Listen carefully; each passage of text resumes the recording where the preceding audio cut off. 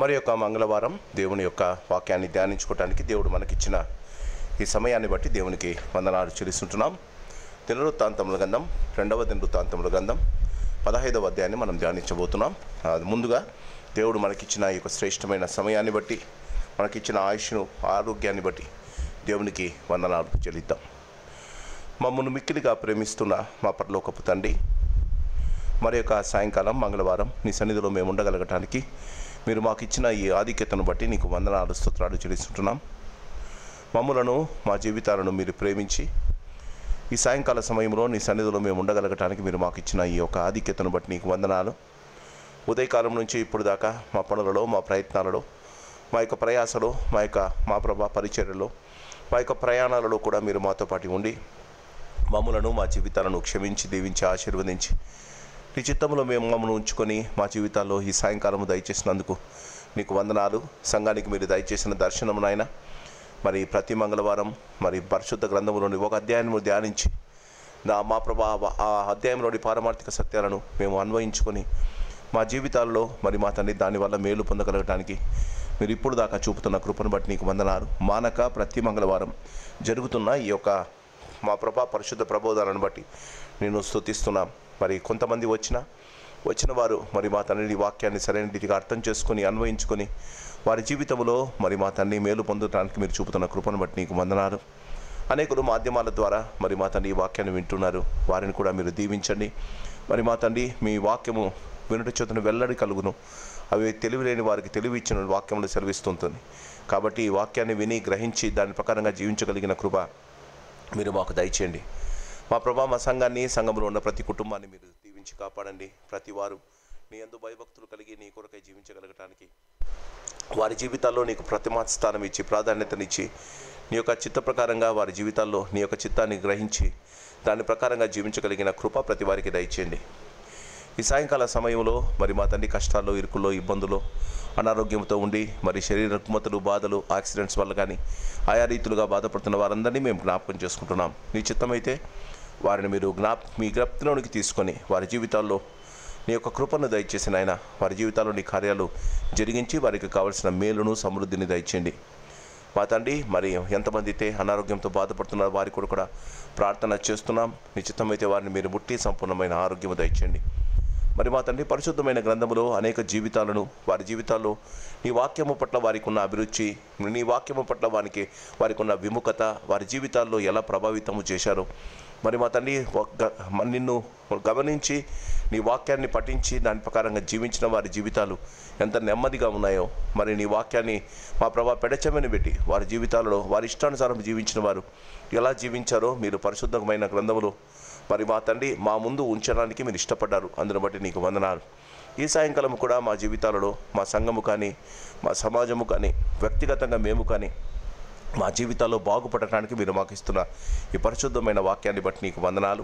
ఈ వాక్యంలోని పారమార్థిక సత్యాలు మీరే మాకు విశదీకరించి సరైన రీతిగా మాకు అర్థం ఉన్నట్లు మీరే మాకు ప్రబోధించి మా జీవితాలను ప్రభావితము చేసి మీరే ఘనతామయం పొందుమని, సాయంకాలపు దీవెనలు, ఆశీర్వాదాలు నిండుగా మెండుగా మాకు దయచేయమని యేసు నామాన్ని అడిగి వేడుకుంటున్నాం మా పరమ తండ్రి, ఆమెన్. దినవృత్తాంతములు 2వ గ్రంథం 15వ అధ్యాయం.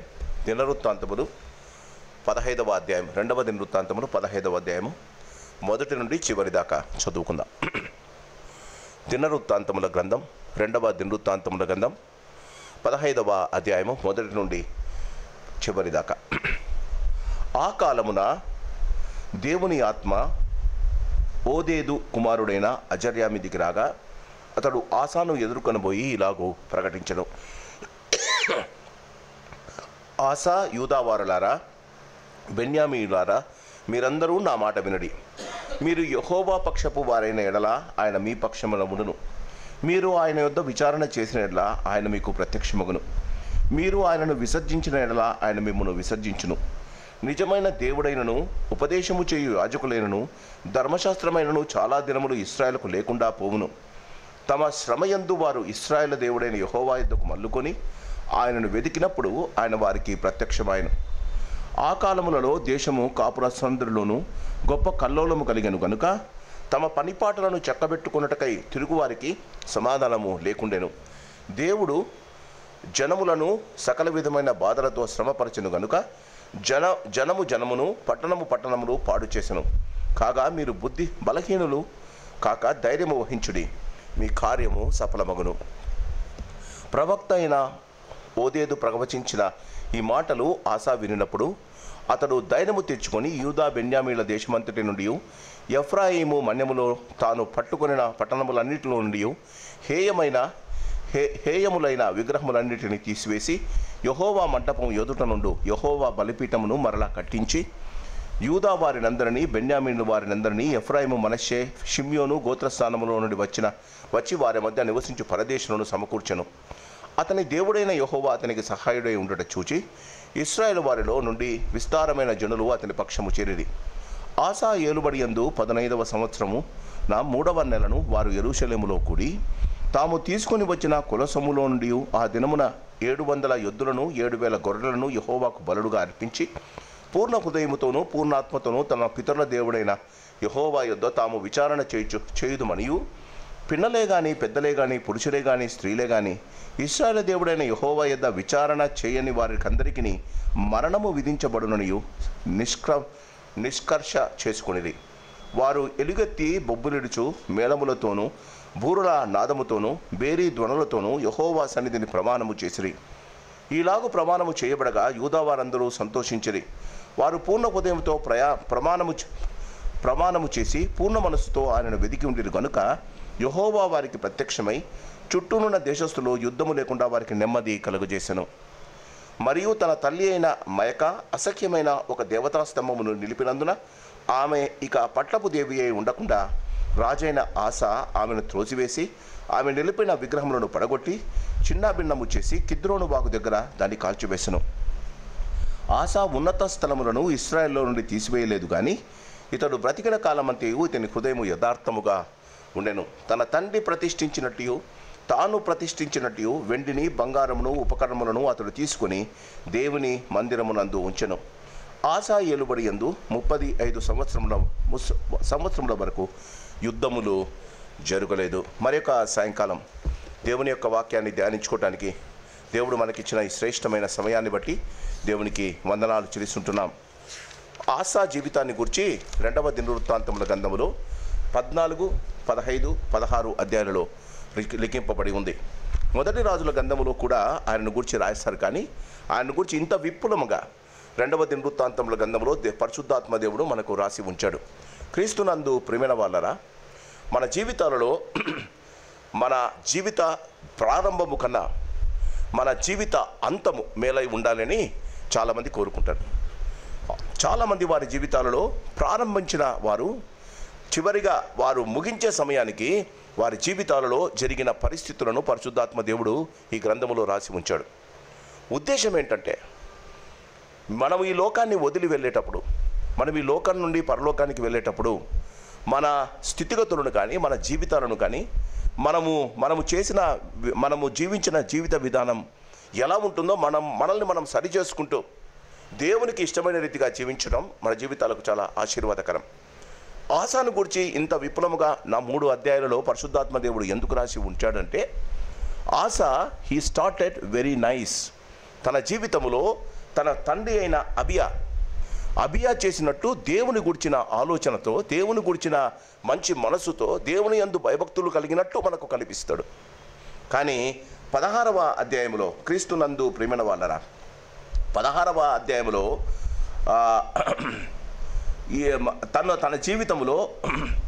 తన జీవితంలో దేవుని కొరకు ఆయన ఇంతగా చేసిన అతను తన జీవితంలో చూడండి ఒక్కసారి 16వ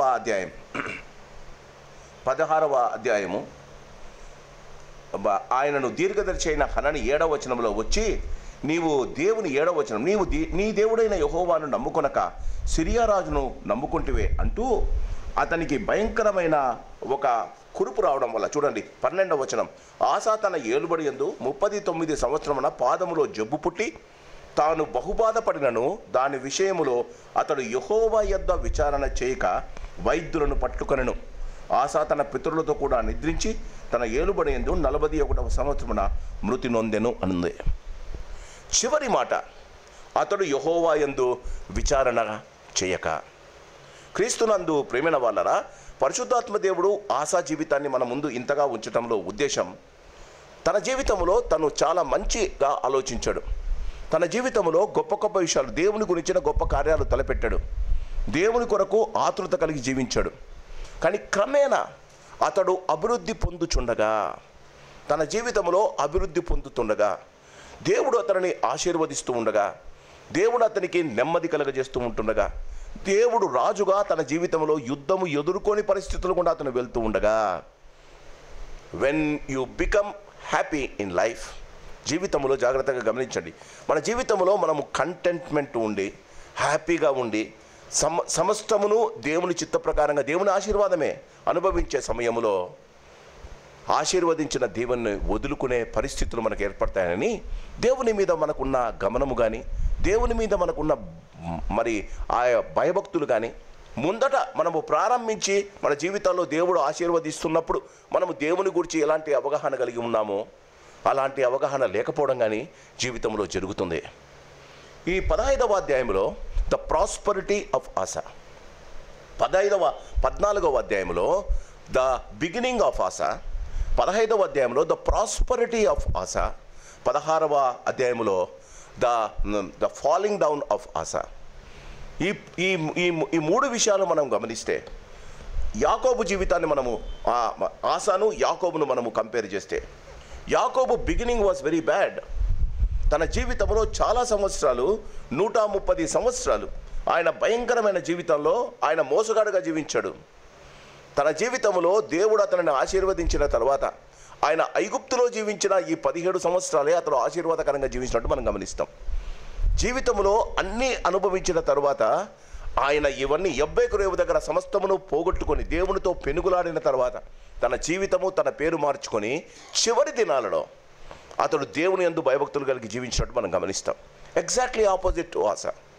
ఆసా రాజకుమారుడైన తన జీవితంలో దేవుని యందు భయభక్తులు కలిగినట్టు ఉంటాడు. గమనించండి, ఈ 15వ అధ్యాయము మనము గమనిస్తే చూడండి, 14వ అధ్యాయము చివరి లాస్ట్ 2 వర్సెస్ మనం గమనిద్దాం. 13వ వచనంలో కూడా ఆసాయును అతడితో కూడా 13వ వచనం కూడా ఉన్నవారును గెరారులో వరకు వచ్చి వారిని తరుముగా కూషీలు మరలా పంక్తులు తీర్చలేక యెహోవా భయము చేతను ఆయన సైన్యము పై చేతను పారిపోయి యూదావారు విశేషమైన కొల్ల సొమ్ము పట్టుకొనిది. గెరారు చుట్టూన్న పట్టణములోని వారి మీదికి యెహోవా భయము వచ్చెను గనుక పట్టణములన్నిటినీ కొల్లపెట్టి వాటిలో ఉన్న మిక్కుటమైన కొల్ల సొమ్మంతయు దోచుకొనిది. మరియు వారు పశులశాలను పడగొట్టి విస్తారమైన గొర్రెలను ఒంటలను సమకూర్చుకొని యెరూషలేమునకు తన యందు భయభక్తులు గల వారి చుట్టూ, వాక్యం అంటుంది, తన భయభక్తులు గారి చుట్టూ ఆయన దూత కావలి ఉండి వారిని రక్షించును. 14వ అధ్యాయంలో ఆసా భయము కాదు, యెహోవా భయము శత్రువులకు వచ్చిందట. When we are closer to God, God will create such a terror to our enemies. మనము వాళ్ళతో కొట్లాడాల్సిన పని లేదు, దేవుడే వారికి భయాన్ని పుట్టిస్తారట. ఇలా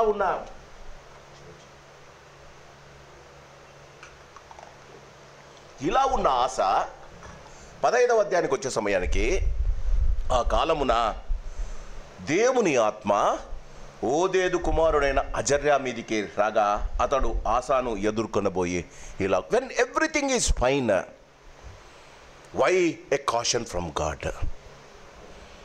సమస్తము మనం అనుకున్నట్టు జరుగుతున్నప్పుడు, సమస్తము మన జీవితాలలో మనం కోరుకున్నట్టు జరుగుతున్నప్పుడు, నేను అభివృద్ధిలోనికి వచ్చినప్పుడు, నన్ను బట్టి దేవుడు నా శత్రువులను జయించి వారికి భయము పెట్టినప్పుడు, why God was interested to sending this man. ఒక ప్రవక్తను ఇంత మంచి రాజు దగ్గరికి ఎందుకు పంపాడండి? ఆలోచించండి. దేవుని వాక్యము నీ జీవితం ఎలా అంతమవుతుందో దేవునికి తెలుసు. మన జీవితాలు ఎలా అంతమవుతాయో కూడా దేవునికి తెలుసు. మనం అంతమయ్యే సమయంలో దేవునితో అదే రకమైన ప్రేమ ఆప్యాయతలు భయభక్తులు కలిగి ఉండాలని దేవుడు కోరుకుంటాడు. గమనించండి, సమస్తము సమకూర్తి దేవుడు తన తరపున యుద్ధము చేసి తనకు కావలసినవన్నీ దేవుడు దయచేసిన తర్వాత కూడా, when prosperity is going on, దేవుడు ఆయన దగ్గరికి ఒక ప్రవక్తను పంపుతాడు. మన జీవితాలలో దేవుడు మనలను స్థిరపరిచినప్పుడు, దేవుడు మన పిల్లలను, మన స్థితిగతులను ఆశీర్వదించినప్పుడు, there is every possibility Satan will say it's enough, God is taken care of you. దేవుడు నిన్ను ఆశీర్వదించాడు, ఇంకా ఆయన గురించి ఆలోచించకపోయినా నీ అంతకు నువ్వు బతుక్కోగలుగుతావు. అందుకే ఈ యొక్క ప్రవక్తను దేవుడు ఆయన దగ్గరికి పంపించాడు. ఆల్ ఆఫ్ ఎ సడన్ అండి మన జీవితాలలో మనం చాలాసార్లు దేవుణ్ణి మనం పక్కన పెట్టి మన జీవితాల్లో ఉన్న ఆశీర్వాదాలను అనుభవించవాలి. దేవుడు అంటాడు, యెహోవా ఆశీర్వాదమే ఐశ్వర్యం ఇచ్చింది నీకు. క్రీస్తునందు ప్రియమైన వాళ్ళారా, 2వ వచనం చూద్దాం. ఆసా, యూదా వారలారా, బెన్యామీలారా, మీరందరూ నా మాట వినుడి. ఎందుకు వినాలి? వినడం వల్లనే కదండి వారికి విజయం వచ్చింది. వినడం వల్లే కదండి శత్రువులు ఓడిపోయారు. వినడం వల్లే కదండి వారి దగ్గర ఉన్నత పర్వతాలను, దేవతా స్తంభాలను కొట్టివేశారు. వినడం వల్లే కదండి దేవునికి వారు విధేయులయ్యారు.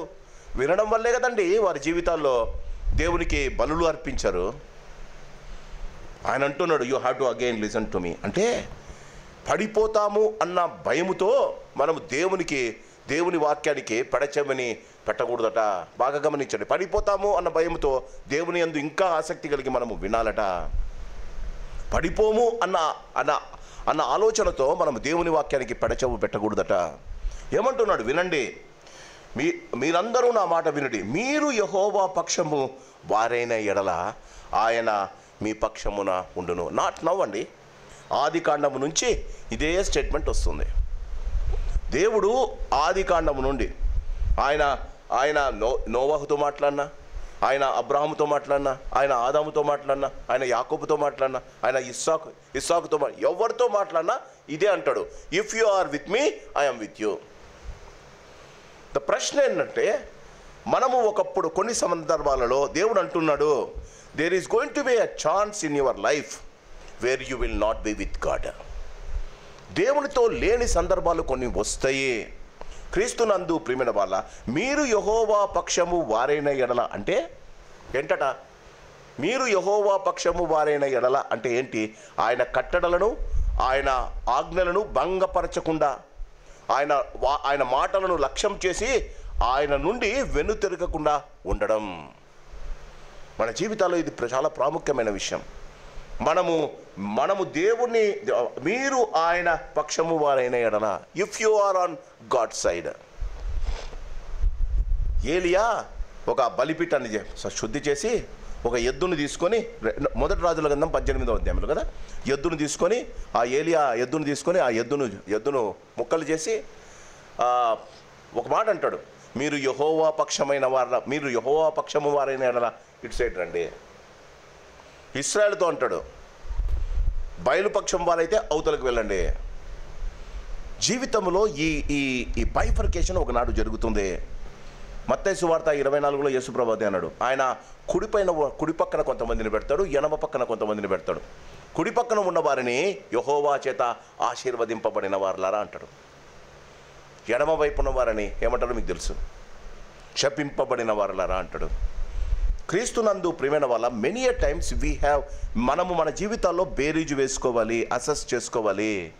నేను ఏ పక్షము వాడిని, నా మాటలు, నా పరిస్థితులు, నేను జీవిస్తున్న జీవిత విధానం చూడండి. ఆయన ఏమంటాడు, మీరు యెహోవా పక్షము వారైన ఆయన మీ పక్షమున ఉండు. Number 1, if you are on his side he will be on your side. రెండవది, ఆయన యొద్ద విచారణ చేసినట్ల ఆయన మీకు ఇది బైబిల్లో ఉన్న అతి శ్రేష్టమైన సత్యం అండి. బైబిల్లో ఉన్న అతి శ్రేష్టమైన సత్యం, మీరు ఆయన యొద్ద విచారణ చేసిన ఎట్లా. ఈ లేటెస్ట్ క్రిస్టియన్ కమ్యూనిటీలో విచారణ చేయడం అంటే ప్రార్థన చేయడం. మొదట మీరు ఆయన పక్షమున ఉన్న ఎడల ఆయన మీ పక్షం వహిస్తాడు. తరువాత మీరు ఆయనకు విచారణ అంటే మీరు ప్రార్థన చేసినప్పుడు ఆయన మీ ప్రార్థన ప్రత్యక్షమగును అంటే ప్రార్థనకు జవాబిస్తాడు. మూడవది, క్రీస్తునందు మీరు ఆయన యొద్ద విచారణ చేసిన ఎడల ఆయన మీకు ప్రత్యక్షమగును, మీరు ఆయనను విసర్జించిన ఎడల ఆయన మిమ్మును. Very simple statistics, very simple declaration అండి.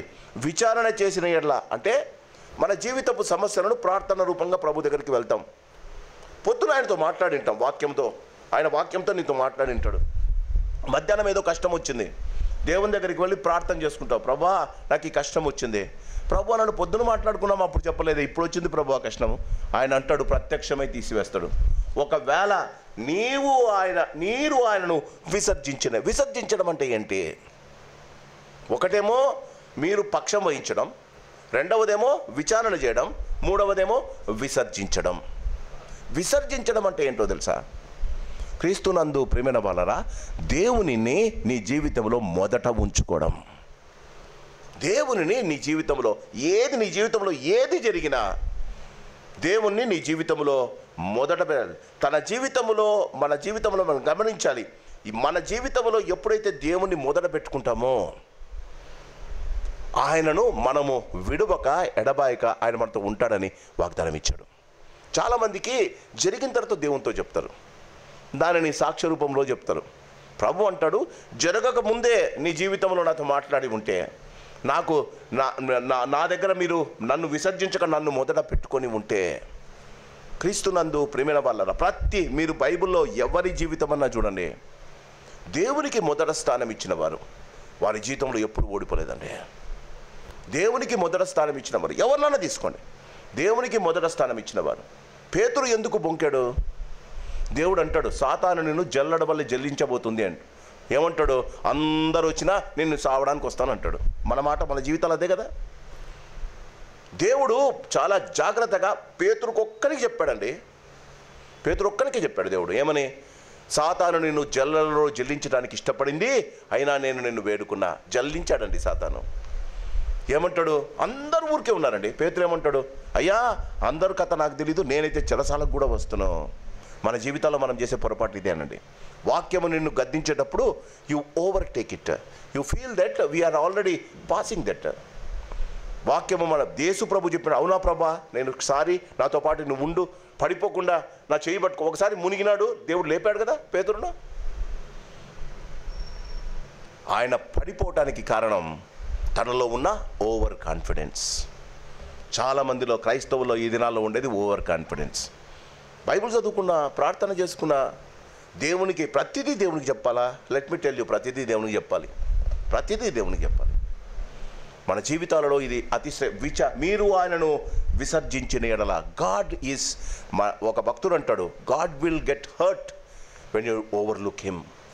నాకు అది మాట చాలా నచ్చింది. God will get hurt. దేవుడు బాధపడతారట నేను ఆయనను తృణీకరిస్తే. క్రీస్తునందు ప్రేమైన వాళ్ళని గమనించండి, మీరు ఆయనను విసర్జించినట్ల ఆయన మిమ్మల్ని విసర్జించును. 3వ వచనం, నిజమైన దేవుడైనను ఉపదేశము చేయు యాజకులైనను ధర్మశాస్త్రమైనను చాలా దినము ఇశ్రాయేలుకు లేకుండా పోవును. వాట్ ఈస్ ద మీరు దేవుని రిజెక్ట్ చేస్తే శాపం ఏంటి? మన జీవితాలలో క్రీస్తునందు ప్రియమైన వాళ్ళరా, దేవుని వాక్యానికి, దేవుని మాటలకు, దేవుని కట్టడలకు మనము పెడచెవిని పెడితే, లేకపోతే మన బ్యాక్ను చూపిస్తే, మనము విసర్జించితే ఏం జరుగుతుందో ఏంటంటారు? నిజమైన దేవుడైనను అంటే the real God doesn't exist there. నిజమైన దేవుడైనను క్రీస్తునందు ప్రియమైన వాళ్ళరా,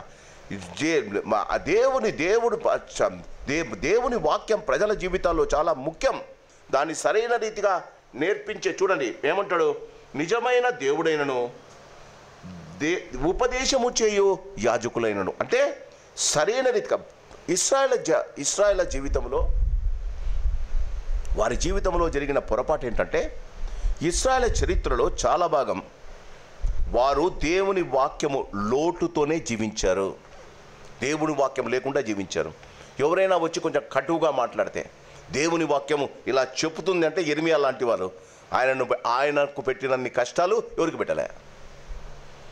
when God wants to tell what he has to say, నిజమైనది ఏమంటాడు? ఉపదేశము చేయు యాజకులైనను. బాగా గమని, యాజకులైనను అనలే, ఉపదేశము, సరి అయిన ఉపదేశము చేయు యాజకులైనను. ఎందుకట? దేవుడు మాట్లాడడానికి ఇష్టపడతాడు, దేవుడు ప్రజలను బాగు చేయడానికి ఇష్టపడతాడు. సరైన వాక్యం మన జీవితాల్లో గమనించాలి. ఒక్కసారి నాతో పాటి ఎందుకు చెప్తున్నాను? దేవుడు అంటున్నాడు, ఉపదేశము చేయు యాజకులైనను ధర్మశాస్త్రమైనను చాలా దినములు ఇశ్రాయేలుకు లేకుండా పోవును. అంటే దేవుని వాక్యము వినలేని దినాలు వస్తాయట. ఒక్కసారి నాతో పాటి ఆమోసు గ్రంథం 759వ పేజీ, ఓల్డ్ టెస్టిమెంట్ 759. 7:59. జాగ్రత్తమ్మా, ఇది దినాల్లో రాబోతుంది, మనం జాగ్రత్తగా దీన్ని గమనించాలి. దేవుని వాక్యం 2వ దినవృత్తాంతం గ్రంథంలో ఈ దినం దేవుడు మనకు ఒక కాషన్ ఇస్తున్నాడు. మన జీవితాల్లో దేవుని గురించి ఆలోచించకుండా మన ఇష్టానుసారము జీవిస్తే, ఆమోసు గ్రంథం 8వ అధ్యాయం, ఆమోసు గ్రంథం 8వ అధ్యాయము 11, 12 వచనాలు జాగ్రత్తగా విందాం. ఆమోసు గ్రంథం 8వ అధ్యాయం రాబోవు దినముల అందు దేశములో నేను క్షామము పుట్టింతును, అది అన్నపానము లేకపోవట చేత కలుగు క్షామము కాక యెహోవా మాటను వినకపోవట వలన క్షామముగా ఉండును. ఇది యెహోవా వాక్కు. కాబట్టి జనులు యెహోవా మాట వెదుటకై ఈ సముద్రము నుండి ఆ సముద్రం వరకు, ఉత్తర దిక్కు నుండి తూర్పు దిక్కు వరకు సంచరించుదురు కానీ అది వారికి దొరకదు. క్రీస్తునందు ఈ కాషను జాగ్రత్తగా మనం వినాలి. When God's word is plentily available, మన జీవితాల్లో దేవుని వాక్యము సరైన ఉపదేశము చేసే యాజకులు చెప్తూ ఉన్నప్పుడు మనము దాని గురించి ఆలోచించకపోతే, దేవుడు అంటాడు దినాలు వస్తాయి, రాబోవు దినములందు, అంతే మన దినాల్లో దేశములో కరువు కలుగుతుందట. ఆ కరువు తిండి లేక కాదంట, వాక్యము విందామన్నా చెప్పే ఉపదేశకులు ఉండరట. క్రీస్తునందు ప్రేమైన వాళ్ళరా, ఇశ్రాయేలు జీవితంలో అదే జరిగిందండి. వారి జీవితంలో దేవుడు లేకుండా, దేవుని మాటను పెడచెవిని పెట్టి, దేవుని మాటను గురించి ఆలోచించక, దేవుని కొరకు జీవించకపోతే క్షామము కలుగుతుందట. వారు సముద్రము నుండి సముద్రము వరకు, ఉత్తర దిక్కు నుండి తూర్పు దిక్కు వరకు సంచరించుదురు కానీ అది వారికి దొరకదు. క్రీస్తునందు ప్రియమైన వాళ్ళరా, జాగ్రత్తగా ఉందాం. దేవుడు వాక్యము నెరవేరుతుంది. When you neglect God's word, God will take away the word from us. దేవుని వాక్యాన్ని మనము అలక్ష్యము చేస్తే, దేవుని వాక్యాన్ని మనం పట్టించుకోకపోతే ఆయన వాక్యాన్ని తీసేస్తాడట. సరైన సంధించడి వాక్యము మనకు దొరకదట. క్రీస్తునందు ప్రేమైన వాళ్ళరా గమనించండి. 2వ దినవృత్తాంతములు 15వ అధ్యాయానికి వద్దాం. చాలా దినములు ఇశ్రాయేలు ధర్మశాస్త్రమైనను చాలా దినములు ఇశ్రాయేలుకు లేకుండా పోవును. తమ శ్రమయందు వారు ఇశ్రాయేలు దేవుడైన యెహోవా యొద్దకు మల్లుకొని ఆయనను వెదికినప్పుడు ఆయన వారికి ప్రత్యక్షమగును. దేవుని యొక్క మంచితనం అండిది. మనము చేసిన పొరపాట్లను, మనము చేసిన పరిస్థితులను, మనము జీవించిన జీవిత విధానాన్ని దేవుడు ఎప్పుడైనా సరే క్షమించడానికి ఇష్టపడతాడు. కానీ మనం జాగ్రత్తగా గమనించాలి. ఇక్కడ ఏమంటాడు, తమ శ్రమయందు వారు ఇశ్రాయేలు దేవుడైన యెహోవా యొద్దకు మల్లుకొని ఆయనను వెదికినప్పుడు ఆయన వారికి ప్రత్యక్షమగును.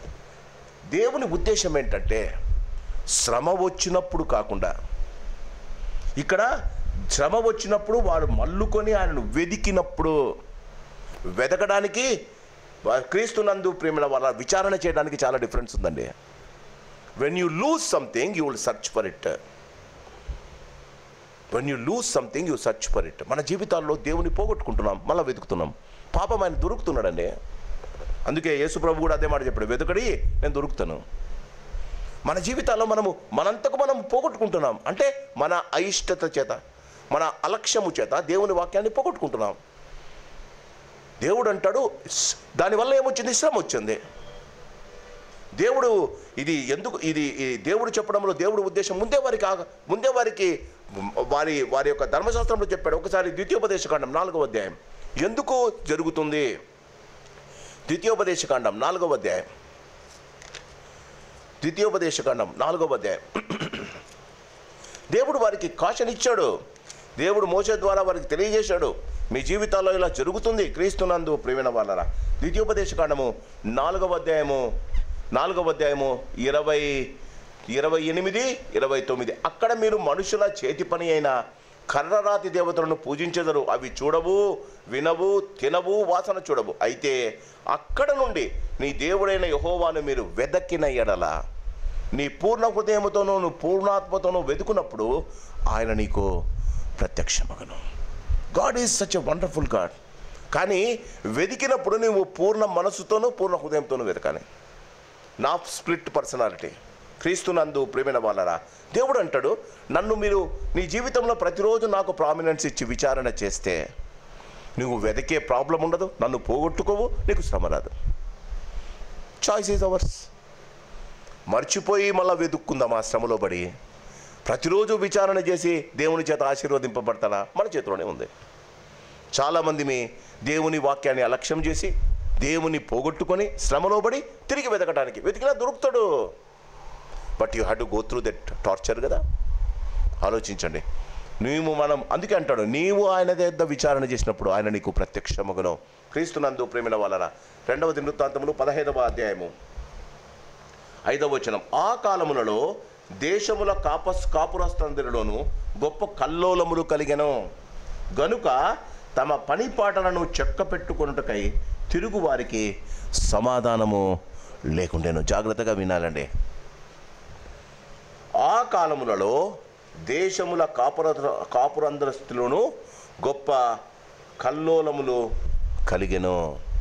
ఎందుకండి? పోగొట్టుకున్నారు, విచారణ చేయడం లేదు, దేవునికి ఇవ్వవలసిన ప్రామినెన్స్ ఇవ్వడం లేదు, కల్లోలము కలిగానంట. ఏమంటున్నాడు చూడండి, తమ పని పాటలను చెక్క పెట్టుకున్నట్టుకై, తమ పని పాటలను చెక్క పెట్టుకై తిరుగు వారికి సమాధానము లేకుండెను. జీవితంలో క్రీస్తునందు ప్రేమైన వాళ్ళరా, దేవుడు వారితో ఉంటే చూడండి. ఒక్కసారి 14వ అధ్యాయం, ఇక్కడేమో సమాధానం లేదు అని 24వ అధ్యాయంలో 15వ అధ్యాయంలో అంటాడు. 14వ అధ్యాయంలో 6వ వచనం. ఆ సంవత్సరములలో యూదా వారి పట్టణమన్నిటిలో నుండి ఆ సంవత్సరంలో అతనికి యుద్ధము లేకపోవడం చేత దేశములో నెమ్మది లేక ఉండును. పాస్టర్ గారు, నేను రాజును కాదు, నేను చీఫ్ ఆఫ్ ద ఆర్మీ కానీ నేను కాదు కదా, నాకెందుకు యుద్ధాలు? ప్రపంచంలో జరిగే యుద్ధాల కన్నా నీలో జరుగుతున్న యుద్ధాలు ఎక్కువ ఉన్నాయి. నీలో ఉన్న భయాలు, నీలో జరుగుతున్న యుద్ధాలే ఎక్కువ. నీకు వచ్చిన సమస్యలను ఎట్లా ఓవర్టేక్ చేయాలి? పిల్లలు ఏమైపోతారు? పిల్లల భవిష్యత్తు ఏమైపోతుంది? నా భవిష్యత్తు ఏమైపోతుంది? నా ఆరోగ్యం నీలో పెట్టిన ఆందోళనే మనకు భయంకరమైన యుద్ధం. క్రీస్తునందు ప్రేమైన వాళ్ళరా, అక్కడంట మనుషులకు నెమ్మది ఉందంట. మనుషుల నెమ్మది వల్ల దేశానికంతా నెమ్మది కలిగిందట. ఎందుకో పైన రాశారు, అన్య దేవత బలిపీఠాలను పడగొట్టారు, దేవునికి అనుకూలంగా జీవించారు, దేవుని విధులను ఆజ్ఞలను పాటించడానికి వారు ఇష్టపడ్డారు. క్రీస్తునందు ప్రేమ. ఇక్కడ ఎందుకు సమాధానం లేకుండా పోయింది? 14లో చేసిన పనులు 15లో చేయకపోతే మీకు సమాధానం లేకుండా. This is only a caution for them. ఇది ఆసాకు, యూదా వారికి దేవుడు ఇస్తున్న కాషన్. ప్రతిరోజు దేవుని వాక్యము మనల్ని బాగా గమనించండి, మనకు కాషన్ ఇస్తుందండి, మనల్ని హెచ్చరిస్తుందండి. హెచ్చరించిన తర్వాత హెచ్చరికను గమనిస్తే బలపరుస్తుంది. నీవు హెచ్చరికగా తీసుకోకపోతే అది నీకు బలము ఇవ్వదు. క్రీస్తునందు ప్రేమైన వాళ్ళ, దేవుడు జనములను సకల విధమైన బాధలతో శ్రమపరచను గనుక జనమును పట్టణము పాడు చేసెను. ఇశ్రాయేలులు విపరీతంగా అన్ని దేశాలకు చెదిరిపోయారు. ఇంకా ఇప్పుడు దాకా వారు ఒక స్థలానికి చేరలేకపోయారు. ఇన్ని సంవత్సరాలైనా యేసు ప్రభుల వారు మత్తయి సువార్త 24వ అధ్యాయంలో అదే అంటాడు. మత్తయి సువార్త చూడాల్సిన పనిలే. మత్తయి సువార్త 24వ అధ్యాయంలో ప్రభు అదే అంటాడు. 24:7వ అధ్యాయం, జనముల మీదికి జనము, రాజ్యము మీదికి రాజ్యము లేచును, అచ్చటచ్చట కరువులు భూకంపాలు కలుగునాయి. లాస్ ఏంజలస్ గమనిస్తున్నారు కదా, లాస్ ఏంజలస్లో ఇప్పుడు కాలిపోతున్న ఇల్లులు ప్రపంచంలో ఉన్న ఇల్లు అన్నిటికన్నా అతి శ్రేష్టమైనది, ఉన్నతమైనవట. ప్రపంచంలో ఎక్కడ ఉన్నా, ఏ స్థలంలో ఉన్నా అలాంటి ఇల్లు లేవట. వారు ఆ ఇల్లును బట్టి చాలా గర్వించేవారట. Most of the Hollywood actors they have built their houses there. ఏమైపోయిందండి? ఇంకా మండుతుందండి. ఎవడు పెట్టాడు మంట? క్రీస్తునందు ప్రేమైన వాళ్ళ వాళ్ళు 90. ఇంకొకటి నిన్న డెక్కన్ కానికలో వారి గురించి వచ్చింది, ఆర్టికల్ వచ్చింది, లాస్ ఏంజలస్ బర్నింగ్ అంటూ. మోస్ట్ ఆఫ్ ద ఫ్యామిలీస్ అందులో ఉన్నవారు ఎథిస్టులు అట. మోస్ట్ ఆఫ్ ద ఫ్యామిలీస్ అక్కడ ఉన్నవారిలో చాలామంది లెస్బియన్స్ అట. దేవునికి కోపం రాదా? క్రీస్తులు ఆనాడు సొదొమ గొమొర్రాలను ఎందుకు చంపారండి? ఆయన లోతు ఇంటికి దేవదూతలు వస్తే మగవారు వచ్చి భయంకరమైన మాటలు మాట్లాడతారు. అందుకే సొదొమ గొమొర్రా ఆలోడు కాలిపోయిందండి. అమెరికా దేశస్తులు తెలుసుకోవాలి, వారి జీవితంలో వారు దేవుణ్ణి వదిలి బైబుల్కు అగేన్స్ట్గా వారి జీవితాల్లో జీవిస్తున్నారు. కాల్చేశాడండి దేవుడు. 24 మంది అంత పెద్దవాళ్ళు చచ్చిపోయారట. క్రీస్తునందు ప్రియమైన వాళ్ళరా, God's word will come in to past. దేవుని వాక్యము తప్పకుండా నెరవేరుతుంది.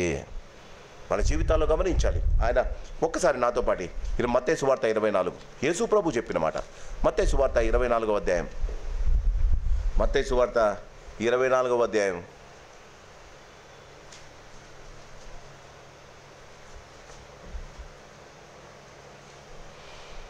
6వ వచనం. మరియు మీరు యుద్ధమును గూర్చి యుద్ధ సమాచారాన్ని గూర్చి విడదరు. మీరు కలవరపడకుండా చూచుకొనడి. ఇవి జరగవలసి ఉన్నవి, కానీ అంతము వెంటనే రాదు.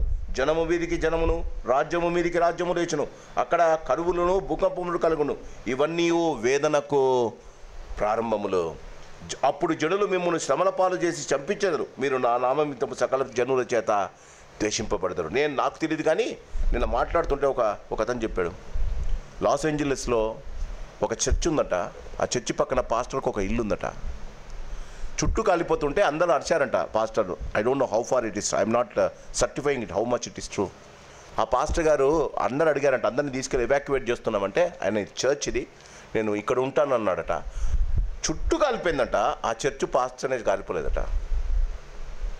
మరి నిజంగా జరిగిందంటే దేవుడు ఇప్పుడైనా వారు దేవుని తెలుసుకోవాలి కదా. దేవుని ఉగ్రత, దేవుని యొక్క ప్రేమను కూడా గమనిస్తున్నారు. దేవుడు గమనించాలని కోరుకుంటాడు. క్రీస్తునందు ప్రేమైన వాళ్ళరా గమనించండి. 8వ వచనం. ప్రవక్త అయిన ఓదేదు ప్రవచించిన ఈ మాటలు ఆసా వినినప్పుడు అతడు ధైర్యము తెచ్చుకొని యూదా బెన్యామీల దేశమంతటి నుండి ఎఫ్రాయిము మన్యంలో నుండి తాను పట్టుకొనిన పట్టణంలో నుండి హేయములైన విగ్రహములన్నింటినీ తీసివేసి యెహోవా మంటము ఎదుట నుండి యెహోవా బలిపీఠం మరలా కట్టించి యూదా వారినందరినీ బెన్యామీనులందరినీ ఎఫ్రాయిము మనష్షే షిమ్యోను గోత్రస్థానం నుండి వచ్చి వారి మధ్య నివసించే పరదేశంలో సమకూర్చెను. జాగ్రత్తగా వినాలి. 8వ వచనంలో ఏముందంటే, ఆయన 4వ లైన్లో ఎఫ్రాయిము మన్యములో తాను పట్టుకొనిన పట్టణములో నుండి హేయములైన విగ్రహములన్నిటినీ తీసివేసి యెహోవా మంటపు ఎదుట నుండి యెహోవా బలిపీఠమును మరలా కట్టించి. క్రీస్తునందు ప్రియమైన వాళ్ళరా జాగ్రత్తగా వింటే 14వ అధ్యాయంలో ఒకసారి మీరు గమనించండి. ఎందుకు ఆసా మారిపోయాడో అన్నది దేవుడు మనకు చెప్పాలని ఇష్టపడుతున్నాడు. గమనించండి. 14వ అధ్యాయంలో 3వ వచనం. అన్యదేవత బలిపీఠములను పడగొట్టి ఉన్నత స్థలములను పాడు చేసి ప్రతిమలను పగలగొట్టి దేవతా స్తంభములను కొట్టివేయించి వారి పితరుల దేవుడైన యెహోవాను ఆశ్రయించుటకు ధర్మశాస్త్రమును బట్టి విధులను బట్టి క్రియ జరిగించడం యూదా వారికి ఆజ్ఞాపించి ఉన్నత స్థలములను సూర్యదేవతా స్తంభములను యూదా వారి పట్టణంలో నుండి తీసివేసెను అనుంది కదండి. ఉందా? తన రాజ్యములో ఉన్న ఈ దేవతా స్తంభాలను అన్య దేవతలను వారి యొక్క ఉన్నతమైన బలిపీఠలను తీసివేశారు అని రాశారు. ఇది జరిగిన తర్వాత కదా 15వ అధ్యాయం. 15వ అధ్యాయంలో 8వ వచనంలో గమనిస్తే ఎఫ్రాయిములో మన్యములో తాను పట్టుకున్న పట్టణంలోని హేయమైన విగ్రహములన్నిటినీ జాగ్రత్తగా వినాలి. ఆ 14లో ప్రారంభించిన పని 15లో కూడా ముగిసినట్టు లేదు. మనము జీవితంలో దేవుని కొరకు చాలా ఆతృతగా పనిచేస్తాం. దేవుని కొరకు మంచి మంచి కార్యాలను తలపెట్టి చేస్తాం. క్రీస్తునందు ప్రేమైన వాళ్ళరా, కానీ ముగించలేదు. ఎఫ్రాయిము ఇశ్రాయేల్ దేశంలో మా పార్ట్ కదా, వారు ఇశ్రాయేల్ దేశంలోని వంశం కదా. ఎఫ్రాయిములో మన్యములో తాను పట్టుకున్న పట్టణములో నుండి హేయమైన విగ్రహములను తీసివేసి. రెండవది, యెహోవా మంటపము ఎదుట నుండి యెహోవా బలిపీఠం మరలా కట్టించి. అంటే ఇక్కడ 14వ అధ్యాయంలో యెహోవా బలిపీఠాన్ని కట్టించాడు, బాగు చేశాడు అని అన్నాడు. కానీ there are many places where altars had not been broken. బాగా గమనించండి. చాలా బలిపీఠాలు, ఇంకా బాగు చేయబడిన బలిపీఠాలు తన సామ్రాజ్యంలో ఉన్నాయి. దాని గురించి పట్టించుకోలే. ప్రారంభించాడు, అదే నేను చెప్పా, ప్రారంభించాడు, ముగిసినట్టు మనకు కనపడదు. అదే చూడండి, ఇతర దేవతల బలిపీఠాలు ఇంకా వాడకంలో ఉన్నట్టు మనకు కనిపిస్తుంది 15వ అధ్యాయం. అంటే ఏమైంది వచ్చి చెప్పండి. ఆ దేశంలో ప్రజలు కానీ ఆ దేశంలో ఉన్న వారు కానీ ఆసాకు ఎవడో ఒక రికమెండేషన్ తెచ్చింటాడు కదా, అయ్యా మా వాళ్ళయ్యా వదిలేసేయి, మనోడే సార్ వదిలేసేయి సార్, మనవాడే సార్ వదిలేసార్. క్రీస్తునందు ప్రేమైన వాళ్ళ దేవుని కార్యాలలో కాంప్రమైజింగ్ నేచర్ ఉండకూడదట. ఆయన ఇస్సాకును బలి అన్నట్టు ఆయన ఇస్సాకును తీసుకెళ్ళాడు. కొడుకును బలి ఇవ్వమన్నావు కాబట్టి ఇష్మాయిల్ బలి ఇస్తానని ఆయన అనుకోలే. ముస్లిమ్స్ దాన్ని తర్జుమా చేసుకున్నా ఆలోచించండి. ఆయన ఇస్సాకును బలి అంటే అబ్రహాం ఇస్సాకునే తీసుకుపోయాడండి. ఎత్తుకుంటే ఇష్మాయిల్ దొరికింటాడా? ఆయన కూడా కొడుకేగా. There is no compromise in God's work. మన జీవితాల్లో చూడండి, ఆయన చేసినట్టు చేశాడు, సంపూర్తి చేయలే. బలిపీఠాలను బాగు చేసినట్టు 14లో ఉంది, కానీ 15లో చూస్తే ఇంకా చేయడానికి చాలా ఉన్నాయి. Is there anything in our life we have not finished for God?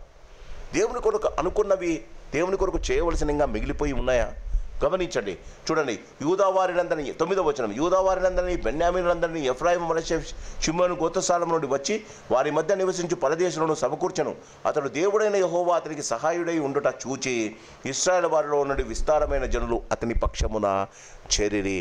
When he has finished the unfinished work in 15th chapter, జీవితంలో తను రెండు చేశాడు. ఒకటి, అన్య దేవతల విగ్రహాలను వారి బలిపీఠాలను పడగొట్టాడు. యెహోవా నిజమైన దేవుడైన యెహోవా దేవుని బలిపీఠాలను బాగు చేయడానికి 2 పనులు స్టార్ట్ చేశాడు.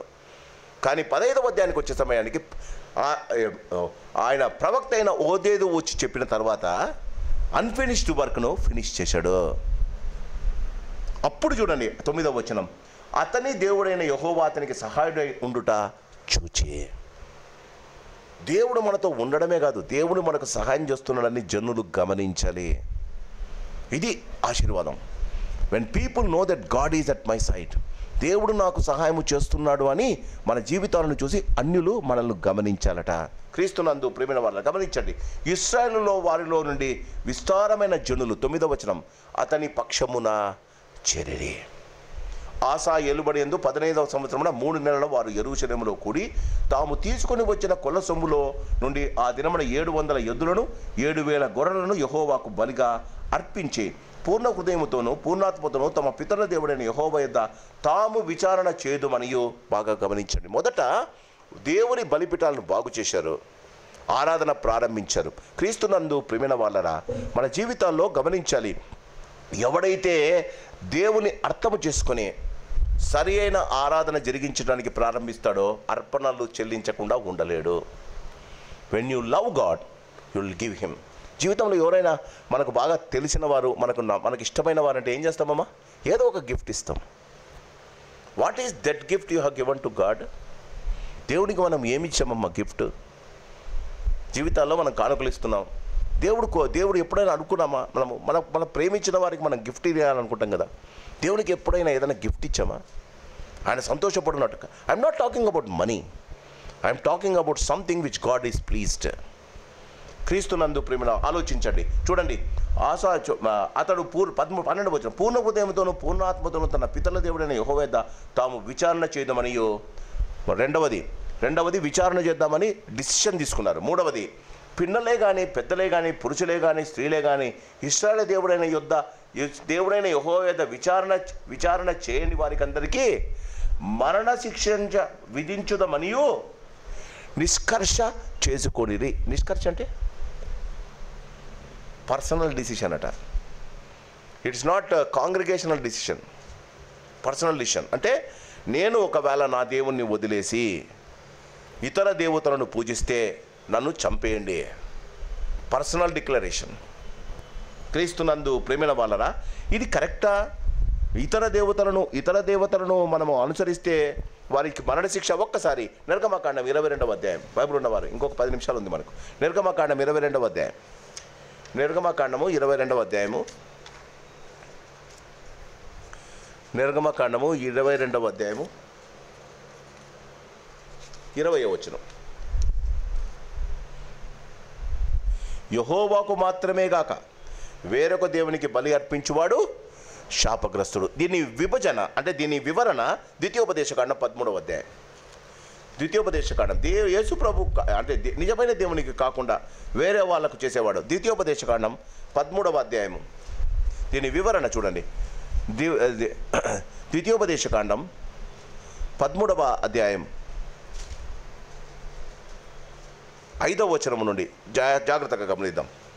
నీవు నడవవలనని నీ దేవుడైన యెహోవా నీకు ఆజ్ఞాపించిన మార్గంలో నుండి నిన్ను తొలగించున్నట్లు ఐగుప్తు దేశంలో నుండి మిమ్మల్ని రప్పించి దాస్యగృహంలో నుండి మిమ్మల్ని విడిపించిన మీ దేవుడైన యెహోవా మీద తిరుగుబాటు చేయుటకును మిమ్మల్ని ప్రేరేపించను గనుక ఆ ప్రవక్తనే కానీ కరడు గణవానికి మరణశిక్ష విధించవలను. అట్లు నీ మధ్య నుండి ఆ చెడుతనమును సంహరింపబలను.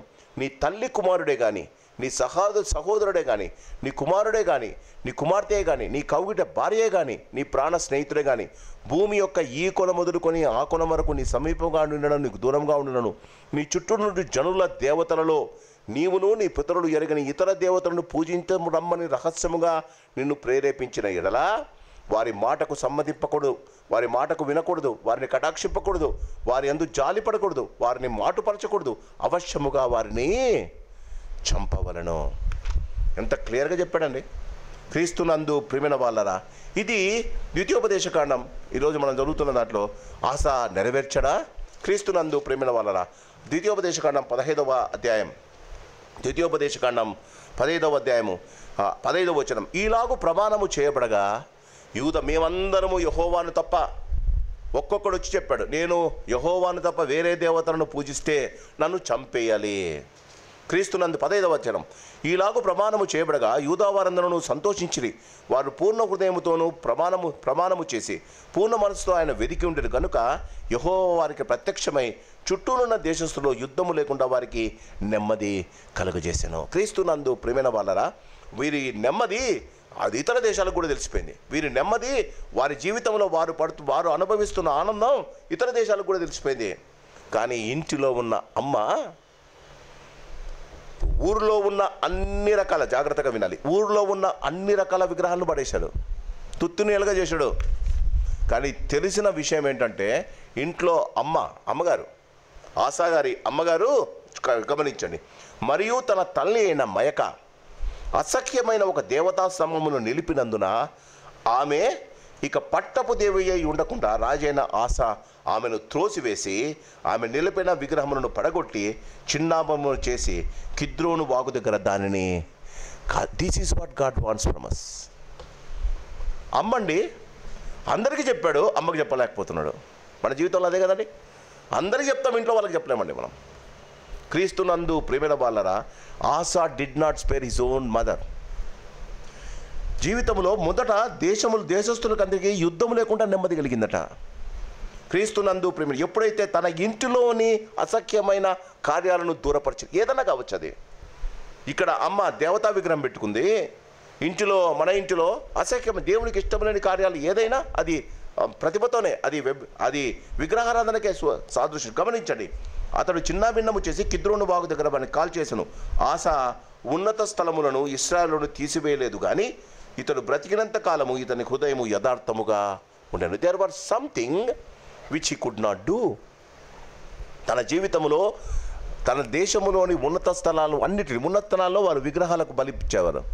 ఆ ఉన్నత స్థలాలు అన్నిటినీ తీసివేయలేకపోయాడు. Might be some of the people have rebelled against him. వారు దాపెట్టుకున్నారేమో. రాహేలు తన తండ్రి యొక్క విగ్రహాలను, కదా గుర్తుందా, లాబాను యొక్క విగ్రహాలను, తన ఇంటి దేవతలను దాపెట్టుకుంది. ఏమైందండి? చేరవలసిన కారణానికి చేరలే, మధ్యలో చచ్చిపోయింది. మనము కూడా తెలియకుండా ఇతరుల వాటిని అంటే ఇతర దేవతలను మన హృదయాల్లో ప్రతిష్ఠించుకుంటూ ఉన్నాం. ఇక్కడ తన తల్లి యొక్క విగ్రహాలను కనుక్కొని ఆమెను మొదట ఏం చేశాడు? ఆమెను హీ హాజ్ డిస్కార్డెడ్ హర్. చూడండి, గమనించండి, ఆమె పట్టపు రాణిగా ఆమె స్థానాన్ని నుంచి తొలగించేశాడు. Can we do this in our lives? మన జీవితాల్లో గమనించాలి.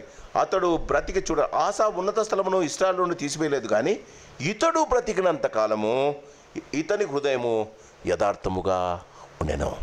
క్రీస్తునందు ప్రియమైన వాళ్ళరా, దేవుడు మన జీవితాల్లో కోరుకునేది ఇదే. You try your best. When you cannot do it, at least you be faithful to God. జీవితంలో మనము యథార్థంగా ఉండడం దేవునికి ప్రాముఖ్యం. కొన్ని విషయాలను మనం బాగు చేయలేమండి.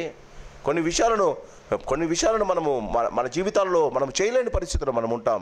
But God will see whether we tried for it whole heartedly అన్నాడు. యథార్థంగా హృదయపూర్వకంగా మనం దాన్ని ట్రై చేసామో లేదో దేవుడు గమనిస్తాడు.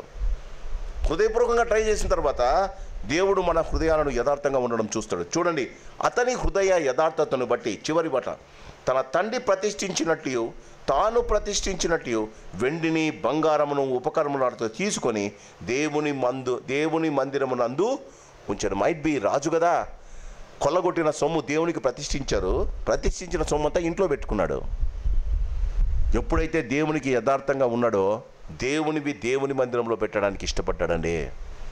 బాగా గమనించండి, 19వ వచనం, ఆసా ఏలుబడి యందు 35వ సంవత్సరము వరకు యుద్ధములు జరగలేదు.